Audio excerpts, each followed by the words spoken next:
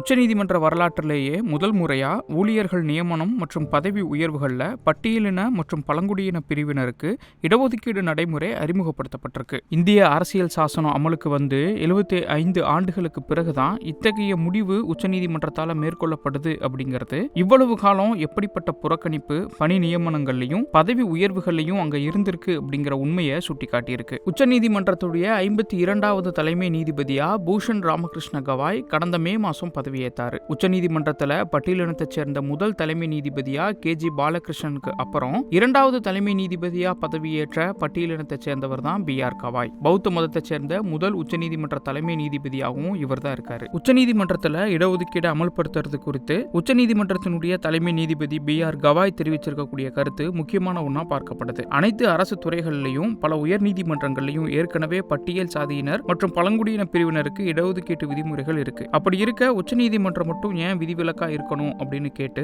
நம்முடைய செயல்பாடுகள் நம்முடைய கொள்கைகளை பிரதிபலிக்கணும் அப்படின்னு சொல்லி இப்படிப்பட்ட முடிவை அறிவிச்சிருக்கிறாரு. அதன்படி பதிவாளர், மூத்த தனி உதவியாளர், துணை நூலக உதவியாளர்கள், இளநிலை நீதிமன்ற உதவியாளர், நீதிபதிகளுடைய அலுவலக உதவியாளர் உள்ளிட்ட பணி நியமனம் மற்றும் பதவி உயர்வுகள்ல பட்டியலின பிரிவினருக்கு 15%, பழங்குடியின பிரிவினருக்கு 7.5% இடஒதுக்கீடு வழங்கப்பட உள்ளது. இடஒதுக்கீட்டுக்கு எதிரான மனுவாத கருத்துக்களை ஒன்றிய ஆட்சியாளர்களே முன்வச்சிட்டு இருக்கக்கூடிய சூழ்நிலையில உச்சநீதிமன்றம் எடுத்துள்ள இந்த முடிவு பலரையும் ஆச்சரியத்துக்கு உள்ளாக்கியிருக்கு. இப்படிப்பட்ட முடிவுகள் தொடர்ச்சியா அமல்படுத்தப்படணும் அப்படின்னும் இந்த முடிவை வரவேற்றும் பல ஜனநாயக சக்திகள் பாராட்டு தெரிவிச்சிருக்கிறாங்க.